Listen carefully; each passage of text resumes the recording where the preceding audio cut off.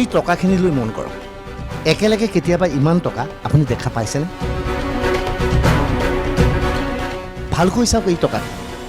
2000 টকীয়াৰ নোটৰ বান্দিলৰ পিছত বান্দিল চৌদিশে পৰি আছে 500 টকীয়া নোট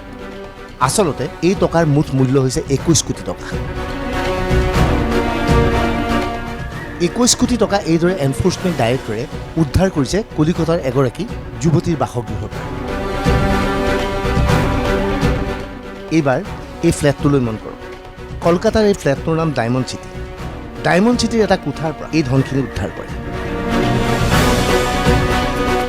ডায়মণ্ড চিটিৰ সেই ফ্লেটটোৰ গৰাকী হ'ল এই যুৱতীগৰাকী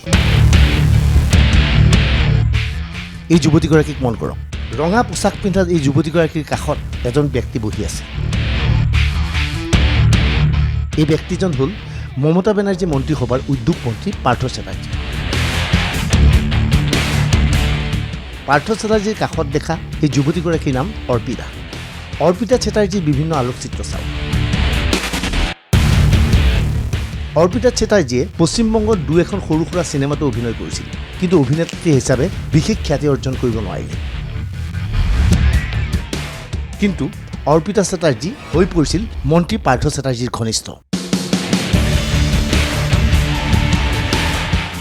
যাৰ বাবে অৰ্পিতা শেহতীয়াভাৱে বিখ্যাত হৈ পৰিছিল পশ্চিমবংগত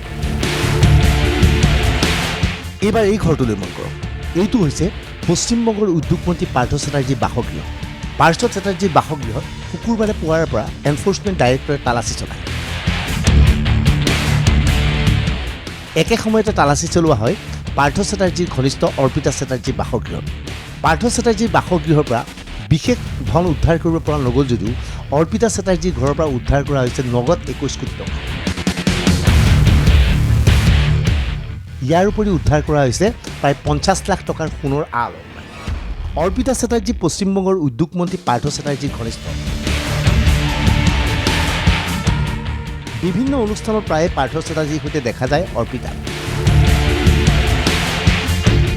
অৰ্পিতাৰ ঘৰত উদ্ধাৰ হোৱা 21 কোটি টকা পাৰ্থ চেটাৰ্জী বুলি সন্দেহ কৰা হৈছে পূৰ্বে শিক্ষামন্ত্ৰীৰ দায়িত্বত থকা পাৰ্থ চেটাৰ্জীয়ে শিক্ষক নিযুক্তিৰ নামত ব্যাপক হাৰত ধন সংগ্ৰহ কৰিছিল হঠাৎ সমগ্ৰ দেশত চৰ্চাৰ কেন্দ্ৰবিন্দু হৈ পৰিছে এই অৰ্পিতাক ভালকৈ মন কৰক এগৰাকী সুন্দৰী যুৱতী পাৰ্থ চেটাৰ্জীৰ সৈতে বয়সৰ যথেষ্ট পাৰ্থক্য আছে কিন্তু পাৰ্থ চেটাৰ্জীৰ অতিকৈ ঘনিষ্ঠ আছিল এই অৰ্পিতা সন্দেহ কৰা মতে পশ্চিমবংগত সংঘটিত শিক্ষক কেলেংকাৰীৰ ধন অৰ্পিতাৰ বাসগৃহত জমা ৰাখিছিল মন্ত্ৰী পাৰ্থ চেটাৰ্জীয়ে কি এই শিক্ষক কেলেংকাৰী শিক্ষক নিযুক্তিৰ নামত ব্যাপক হাৰত ধনৰ লেনদেন OIMৰ চিট সলনি কৰা হৈছিল পৰীক্ষা বেয়া হোৱা পৰীক্ষাৰ্থীও শিক্ষক হিচাপে নিযুক্তি পাইছিল প্ৰতিজন প্ৰাৰ্থীৰ পৰা ব্যাপক হাৰত ধন সংগ্ৰহ কৰা হৈছিল উল্লেখযোগ্য যে মমতা বেনাৰ্জীয়ে ঘনে ঘনে এনফোৰ্সমেণ্ট ডাইৰেক্টৰ আৰু CBIক বিৰোধীৰ পিছত মোদীয়ে লগাইছে বুলি অভিযোগ উত্থাপন কৰিছিল কিন্তু সেই এনফোৰ্সমেণ্ট ডাইৰেক্টৰে মমতা বেনাৰ্জীৰ ঘনিষ্ঠ এজন মন্ত্ৰী অতি নিকটতম ব্যক্তিৰ বাসগৃহৰ পৰা 21 কোটি টকা উদ্ধাৰ হোৱা ঘটনাই চাঞ্চল্যৰ সৃষ্টি কৰিছে कोई ममता बनर्जी की स्टेटमेंट के लिए कोई वेट नहीं कर रहे हैं मैंने यही कहा आज प्रेस कॉन्फ्रेंस में कि ममता बनर्जी बहुत कुछ बोलती हैं ED और CBI के अगेंस्ट में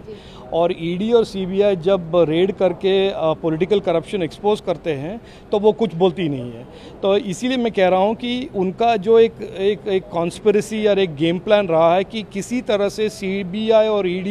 या जो भी लॉ इन्फोर्समेंट एजेंसी हो उनको किसी तरह से इंटिमिडेट किया जाए उनको किसी तरह से रोका जाए कि उनका इन्वेस्टिगेशन प्रोग्रेस ना हो और ममता जी के सरकार में जो पॉलिटिकल करप्शन के केसेस हैं वो एक्सपोज ना हो 24 ঘণ্টা ধৰি চলিছিল পাৰ্থ চেটাৰ্জী আৰু অৰ্পিতাৰ ঘৰত তালাচী পুৱা হঠাৎ অসুস্থ হৈ পৰে পাৰ্থ চেটাৰ্জী লগে লগে গ্ৰেপ্তাৰ কৰা হয় পশ্চিমবংগৰ মন্ত্ৰীজনক